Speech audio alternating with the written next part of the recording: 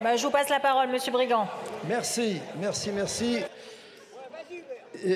Et mon intervention tombe bien, puisqu'elle complète ce que vient de dire mon collègue.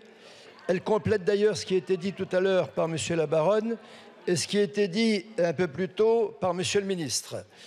On nous rabâche depuis des semaines et des semaines qu'on a créé 1 500 000 emplois, peut-être venus de l'étranger. Oui, certainement dans les tours de la Défense ou à Paris, mais pas dans ma circonscription. Au même moment, on ferme des entreprises. J'ai des collègues de Côte-d'Or ici qui peuvent le confirmer, à Vénaré-les-Laumes, à Montbard, à Sainte-Colombe-sur-Seine. On ferme des entreprises. Bien, donc entendre, si vous voulez, qu'on crée de la richesse en France à tour de bras, moi ça m'insupporte, et pas que moi.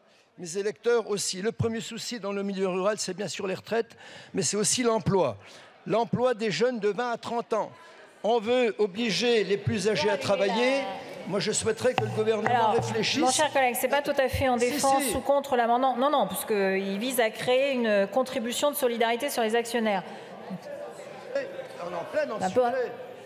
Allez-y alors. Attendez, je réponds à mes deux collègues et à Monsieur le ministre. Si on n'est pas dans le sujet, alors là, je ne m'y retrouve plus. Laissez-moi terminer. On ne peut pas me tasquer d'avoir fait obstruction. C'est la première fois que je prends la parole depuis lundi dernier.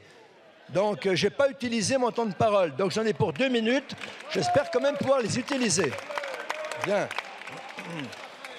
Bien. Alors, je voulais simplement dire que nous, ce qu'on attend dans le milieu rural, c'est que des jeunes de 20 à 30 ans puissent travailler, si possible, sur place, bien souvent d'ailleurs avec des métiers pénibles. La pénibilité, d'ailleurs, ici, on l'a largement survolée. Alors, tout va bien à Paris, Madame la Marquise, j'entends les ministres, tout le monde se réjouit. Pas à Avlanches, pas à Chanceau, pas à Fanet-Montbard. Alors, je souhaiterais qu'on réfléchisse quand même à faire en sorte de ne pas oublier le monde rural dans le cadre de cette réforme des retraites, de ne pas oublier nos jeunes qui sont obligés d'aller en ville quelquefois pour ne pas trouver de travail.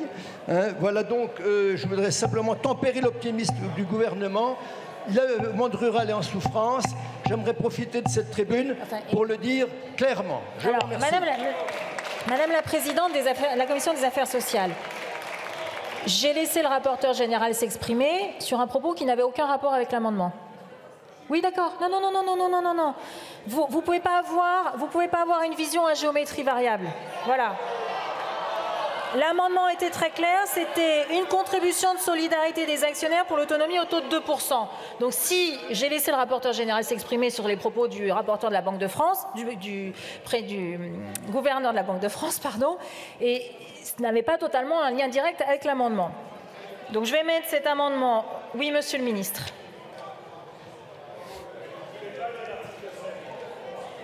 Puisque le gouvernement n'est pas limité dans ses prises de parole et que la présidente de commission souhaitait vraiment pouvoir parler pour répondre à monsieur le député, elle souhaitait pouvoir vous dire, monsieur le député, qu'en Côte d'Or, le taux de chômage est à 5,8%, qu'il a baissé de 5% l'année dernière, notamment grâce à l'action de cette majorité. Je porte la parole de Fadila Khattabi. Merci. Alors, je rappelle que les rapporteurs, présidents de commission peuvent s'exprimer autant qu'ils le souhaitent. Donc la présidente aussi, Madame la présidente, vous pouvez vous exprimer quand vous voulez et demander la parole quand vous le souhaitez. Et je vous la donne à chaque fois. Ben oui, je vous la donne à chaque fois. Je vais mettre aux voix cet amendement qui a fait le... Alors, rappel au règlement. Monsieur Brigand, au titre de quel article? Oui, je ne sais pas quel article. Attaque personnelle. Voilà. Il n'y a pas eu d'attaque personnelle. Il n'y a pas eu d'attaque personnelle. Le ministre a le droit de contester votre vision sur les chiffres de l'emploi. Il n'y a pas eu d'attaque personnelle. Je mets aux voix l'amendement 4600. Rappel au règlement, monsieur Ruffin. Sur la base de l'article 100, quelle confusion quand même quand c'est l'exécutif qui vient parler pour le législatif. Et si monsieur le ministre a du temps de parole à gaspiller, qu'il réponde à notre question sur les 43 ans, les 44 ans, les années paires et les années impaires.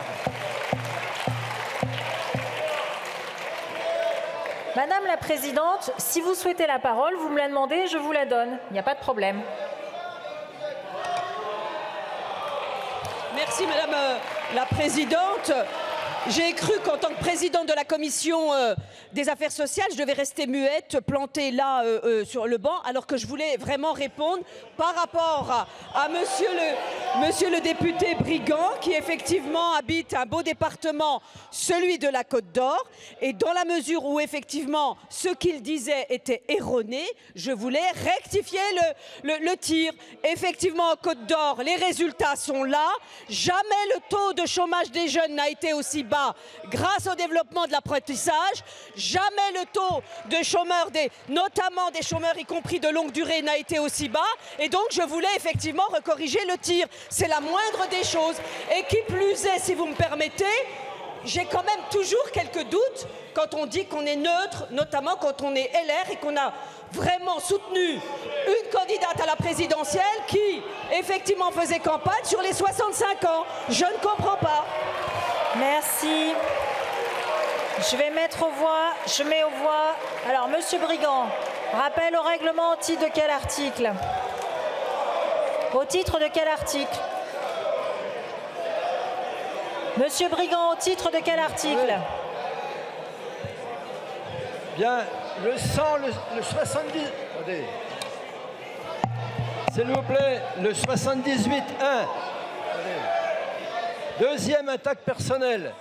Voilà. Alors, je voulais dire à Madame la Présidente que la campagne électorale en Côte d'Or est finie.